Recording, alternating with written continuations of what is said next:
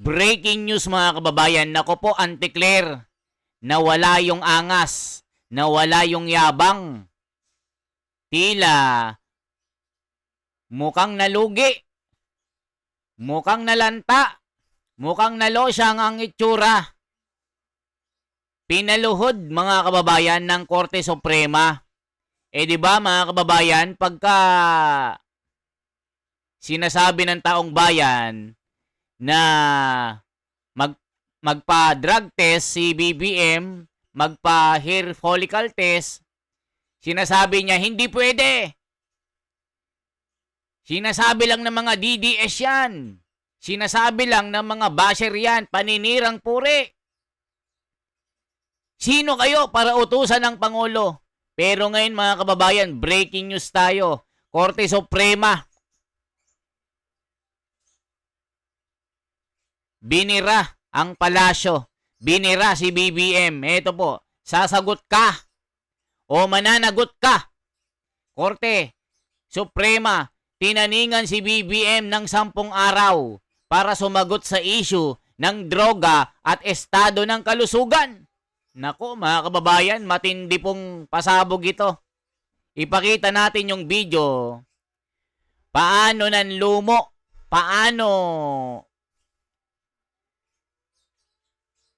mukhang binagsakan ng problema, binagsakan ng dilubyo ang itsura. Ito po mga kababayan, ipakita natin yung video.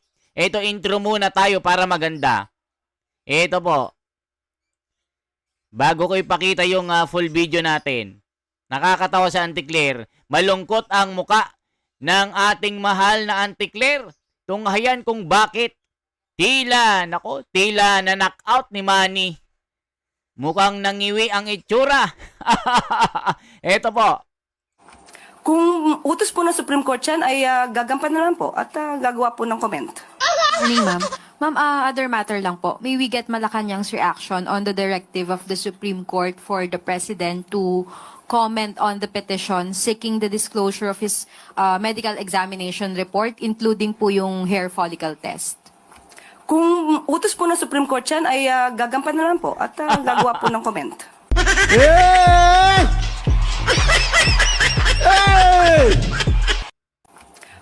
O yan mga kababayan, intro pa lang yan na ito po yung buong video.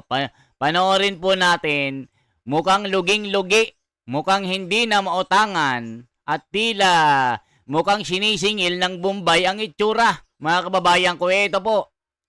Itsura, mga kababayan, mukhang nalantang gulay dahil sa sobrang kaba. Hindi makaporma sa Korte Suprema. Di ba si Anticlear sobrang yabang. Pagka sinasabihan, BBM, magpa-drug test ka na. Para makita ng taong bayan kung wala kang sakit. Di ba pag sumasagot sa Anticlear, napakayabang, kala mo kung sino, akala mo hindi pinapasahuran ng taong bayan. Pero, binigyan ng 10 araw, tinaningan si BBM. Pag hindi ka sumagot, mananagot ka or magpa-drug test ka. Ito po mga kababayan ng buong video. Naku po, Anticlear, nagkautal-utal na. Nawala ang angas. Ito po. Malacanang's reaction on the directive of the Supreme Court for the President to comment on the petition seeking the disclosure of his medical examination report, including po yung hair follicle test. Kung utos po ng Supreme Court yan, ay gagampan na lang po at gagawa po ng comment. Ma'am, nakausap niyo po ba mismo si Presidente or even si... Ayan mga kababayan. Lagi niya kasing sinasabi, sino kayo? Sino kayo para utusan ng Pangulo? DDS kayo? Wala kayong karapatan? Ganun lagi sa Anticlear, mga kababayan ko. Pero ngayon, tila nabagsakan ng langit. Tila nalosyang ang itsura. Sinupalpal ng Korte Suprema ngayon. Sobrang lungkot. Tila ayaw magpakita sa Bombay na naniningil ng utang. Ano ka ngayon, Auntie Claire? Basag na basag ka ngayon. Ituloy natin mga kababayan ko. Malacanang's reaction on the directive of the Supreme Court for the President to comment on the petition seeking the disclosure of his medical examination report, including po yung hair follicle test. Kung utos po ng Supreme Court yan, ay gagampan na lang po at gagawa po ng comment.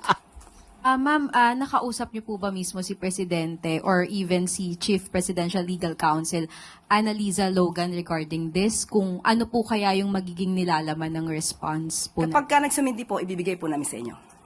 Thank you, ma'am. Sunod po na tanong, Tristan Nadalo, Newswatch Plus. Good afternoon, Yusek. The ICC Appeals Chamber has affirmed its jurisdiction over President Rodrigo Duterte, ruling that the O yan mga kababayan ko, anong sinasabi ng komento dito? Ako, Auntie Claire, wala ka pala eh. Puro ka lang pala yabang eh. Ngayon, nawala angas mo. Ayan o, sasagot ka o mananagot ka. Korte Suprema, tinaningan si BBM ng 10 araw para sumagot sa issue ng mga droga at estado ng kalusugan. Maynila, tinaningan na ng Korte Suprema si Pangulong Bongbong Marcos Jr. Auntie Claire na walang angas.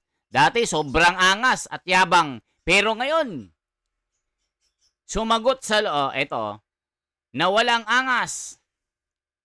10 araw tinaningan ng Korte Suprema si BBM na sumagot sa loob ng araw na yon. Tungkol sa petisyon ni dating House Speaker Pantaleon Alvarez patungkol sa usapin ng droga at kung ano ba talaga ang tunay na lagay ng kanyang kalusugan. Ang petisyon ay humihiling ng obligahin ang Pangulo na sumailalim sa pisikal at mental na pagsusuri, kabilang ang hair follicle drug test, gayon din ang pagsusumiti at publication ng kanyang medical report upang matukoy ang kanyang kalusugan at kakayahang gampanan ang tungkulin bilang pinuno ng bansa. Ayon sa Korte Suprema, ang nasabing palugit ay hindi na maaaring palawigin at magsisimula mula sa pagtanggap ng abiso. Ibig sabihin, halimbawa, natanggap ngayon, magbilang ka na ng araw, 10 araw mga kababayan. Bahagi nito, normal na proseso ng hukuman sa pagresolba ng mga isuminiting or isinadmit na petisyon bago magpasya kung ito ay may sapat na basihan upang dinggin ng mas malalim. Ayon sa ilang political expert na nararapat lamang ang mga naturang hakbang na sundin na ng Pangulong Bongbong Marcos Jr. dahil nakasalalay sa kanya ang kinabukasan ng bansa. Dagdag pa nila, kailangan maging mandatory ang drug test at medical report sa lahat ng opisyales ng gobyerno, lalo na sa Pangulo, upang matukoy ng publiko kung may kakayanan nga ang Pangulo na ipagpatuloy ang kanyang liderato. Ayan na. O isang bansa o napapanahon na para magbitiw o mapatalsik ito sa pwesto. Mga kababayan ko. Ayan o. Fake news yan. Walang karapatan ang Korte Suprema na utusan ng Pangulo. Bobo! Hindi ito fake news. Tanga! Hosgestas Barabas! Hindi yan fake news. Marlon Ignacio, isa kang bobo. Isa kang Hestas Barabas. Mismong palasyo na nagsabi, ayan o, fake news. Walang karapatan ang Korte Suprema na utusan ng Pangulo. Bobo! Anong wala? Ayan, inuutusan na si Auntie Claire. Ba't mo sasabihin ang Korte Suprema ay walang jurisdiction kay BBM? Yan o, inutusan ka na. Bobo! Yan ang sabi ni Sardinas ng San Pablo. Loud and clear. Ganon na ba kadesperado ang hudikatura ng Pilipinas sa mga DDS na yata ang presidente nila? Di ba mga DDS ang promotor ng request? O tignan nyo mga kababayan. Mga Hestas Barabas kayo. Sabi ni Pablo San Sebastian. Ang Korte Suprema ay may karapatan para utusan ang Pangulo. Ang Korte Suprema ay nagbigay na ng taning na 10 araw para si BBM ay sumagot sa petisyon na sabihing maganda ang kanyang kalusugan, hindi siya gumagamit ng druga, hair follicle test sa buhok. Ayan po, sa mga loyalista, bobolista, Korte Suprema na nagsabi. Ituloy pa natin mga kababayan ko. Kaya anti-clear, ano na walang angas dito. Malacanang's reaction on the directive of the Supreme Court for the President to comment on the petition seeking the disclosure of his medical examination report, including po yung hair follicle test. Kung utos po ng Supreme Court yan, ay gagampanan lang po at gagawa po ng comment. Ma'am, nakausap niyo po ba mismo si Presidente or even si Chief Presidential Legal Counsel Annalisa Logan regarding this? Kung ano po kaya yung magiging nilalaman ng response po na? Kapag ka nagsumindi po, ibibigay po namin sa inyo. Thank you, ma'am. Sunod po na tanong, Tristan Nadalo, Newswatch Plus. Good afternoon, Yusek. The ICC Appeals Chamber has affirmed its jurisdiction over President Rodrigo Duterte, ruling that the court can still act on alleged crimes committed while the Philippines was still a member. So does the palace view this as validating the government's compliance sa international obligations? Itong naging desisyon din ng ICC Appeals Chamber. Ang pagpapadala po kay dating Pangulong Duterte ay hindi naman po para tugunan ang utos ng ICC. Sinabi po nga natin, ito po ay nababatay din po sa ating batas at ito din po ay nababatay sa ating relasyon sa Interpol. Before the decision, ma'am, si defense lawyer Nicholas Kaufman parang pinasaringan niya ulit or binanggit niya ulit yung Marcos administration, no, sa pagdating sa issue ng jurisdiction. Ang sabi niya po, let us not forget back in 2023, the government of President Marcos, represented by Menardo Guevara at that time, argued that the court totally lacks jurisdiction. But you may ask yourself, why? Because politics isn't really. Parang ganun po yung sabi niya. Pakisabi po kay Atty. Kaufman, huwag mabuhay sa nakaraan. Last na lang, ma'am. Update on calls from some groups for the Marcos administration to rejoin the ICC kasi sabi po nila this would serve as a safeguard against future tyranny and bolster the nation's legal defense against war crimes. May status na po ba yung panawagan sa Pangulo na mag-rejoin sa ICC? Nung huli ko po itong sinagot, ang sinabi po ng Pangulo ay hindi pa po ngayon magre-rejoin sa ICC. Sunod po na tanong, Ivan Mayrina, GMA7. Bibiyahe po patungong Czech Republic si Justice Secretary Vida ngayong araw. What can you tell us about the trip? Meron na ho bang mga nakalatag na mga meetings doon? Katulad ng dati ko sinabi, ang pinakadetalye po ay mismo si SOJ Vida ang magbibigay po sa inyo. Pero sa ngayon po ay nakakuha ako ng kanilang update at sa ngayon po, depende po ang magiging aksyon ng ating bansa. Depende po sa anumang mapagkakasundoan with Czech Republic at kung ano magiging paraan sa pagpababalik kay Zaldico.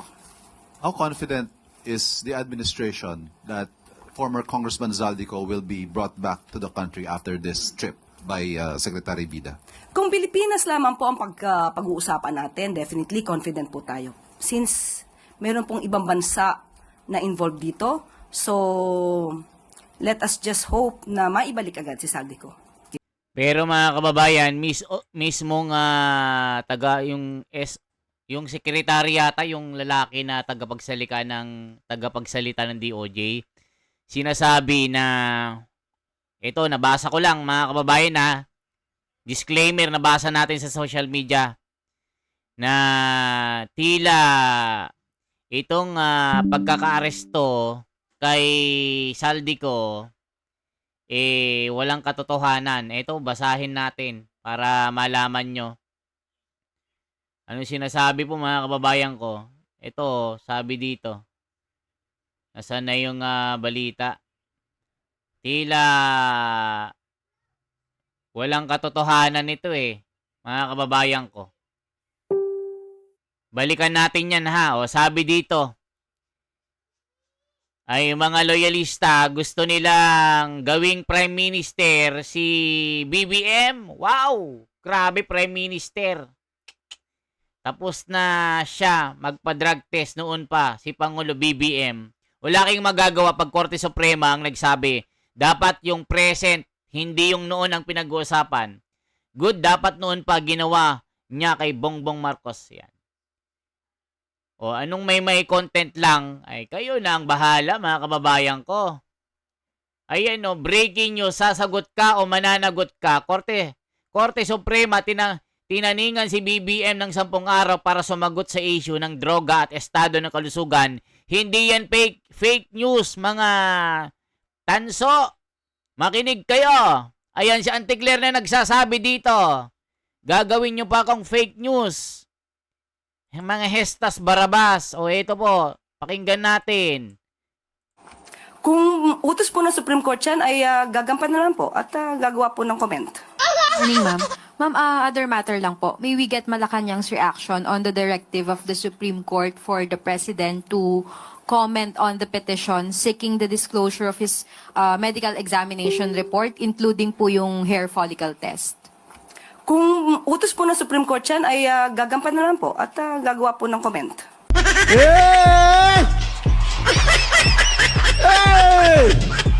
O yan mga kababayan ko ha, o loyalista, tangalista ha. Huwag kayong fake news, kayong fake news dito. Si Auntie Claire nang sabi na sasagot sila. Eh kung inutos daw ng Korte Suprema, wala silang magagawa. Gagampanan nila ang inuutos nito. Dito sa ating bansa. O, mga tangalista, anong masasabi nyo dito? Aangal pa kayo? Sunod po na tanong, IB Reyes, Bilyonaryo. Hi, Yusek. Good morning po. Ma'am, can we confirm, when did VP Sara apply for the travel grant to Europe? Sa ating binigay na ulat or report, April 14 ang kanyang pag-apply o pag-request for travel authority. Her recent statement says it's a last-minute approval, and critics are saying po na the Office of the President intentionally approved it hours before her supposed departure. Ano pong opinion? Ganyan ba ang gusto niyang palabasin? Ang Vice Presidente, ayon naman po sa records, ay nakakatanggap po ng dokumento para sa travel authority niya a day before her intended vacation. So, hindi naman po siya tinanggihan. Wala pa sa record na kapag siya'y nag-request ng pagbabakasyon or personal trip ng mahabang araw or mahaba na panahon na siya'y tinanggihan. So, para sabihin na last minute resolution or decision to, hindi po ganon. Dahil yun po palagi, normally, nangyayari po ang pagbibigay sa kanya ng travel authority a day before. And Yusek, sabi rin po ni VP Duterte, she's appealing for confidentiality to secure her, for security purposes daw po. Ano pong masasabi ng palasyo dito? Siya po ay isang public servant. Hindi po siya pribado. Hindi po maitatago ang mga bagay-bagay na nais niyang itago. May mga bagay na dapat nalalaman ng publiko dahil siya ay isang public servant.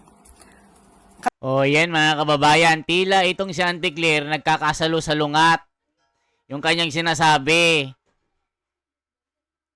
Diba pagka public servant daw, kailangan daw malaman ng taong bayan kung anong nangyayari sa Vice Presidente. Bakit antayin pa ang Korte Suprema ng manghimasok para si BBM ay mag-conduct ng hair follicle test at drug test? O di nagkakasalo-salungat sa Auntie Claire dito. Tingnan nyo ha. Ito po. Ang palasyo dito. Siya po ay isang public servant. Hindi po siya pribado. Hindi po maitatago ang mga bagay-bagay na nais niyang itago. May mga bagay na dapat nalalaman ng publiko. O kita nyo, hindi siya pribado. May mga bagay na kailangan malaman ng publiko. O bakit ngayon? Korte Suprema, inantay nyo pa. Diba, hinihiling ng taong bayan itong hair follicle test. Tapos sasabihin mo, walang karapatan, wala kayong karapatan. Kasi mga DDS daw ang nangihingi lang. O ngayon, nasupalpal kayo ng Korte Suprema ngayon. O, tignan nyo mga kababayan ko ha. O, ito. Pribado. Hindi po maitatago ang mga bagay-bagay na nais niyang itago. May mga bagay na dapat nalalaman ng publiko dahil siya isang public servant. Katulad nga po nito, sa gitna ng krisis sa Middle East, sa gitna ng mga bilyones na issue na napapaloob ngayon sa Vice Presidente at sa kanyang asawa. Kung kayo ang tatanungin, kung kayo ang Vice Presidente, nararapat ba na magbakasyon? Kung yan po ang nais niya na magbakasyon at mag-world tour, ibigay ang hilig. Considering na wala naman siyang ilbo, wala rin naman na precautionary whole departure order. So, yun lamang po. Follow-up question, Mads Moratillo, Net 25. Hi ma'am, related lang po sa question ni Ivy. Usually ma'am, gano'ng katagal po bago binibigay yung travel authority? I mean yung duration like 1 week or 2 weeks after. O, ayan mga kababayan ko. Kayo nang humusga dito. Kay Auntie Claire. Diba, dati yabang-yabang. Kayo lang nangihingi. Diba? Mga DDS lang. O, ngayon, Korte Suprema na di nasupalpal ka ngayon. Diba mga kababayan ko? For transparency, for a better democracy, ito po si The Wonders Philippines. Isang like, isang share, at isang subscribe. Mabuhay po mga kababayan. Sana malaman na ng taong bayan kung ano ang totoo.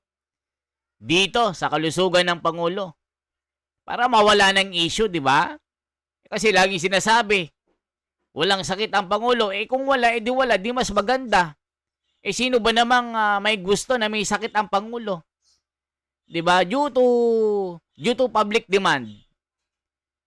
Di ba? Tapusin na ito. Buti na lang, pumasok na ang Korte Suprema dito. Okay? Mabuhay po mga kababayan.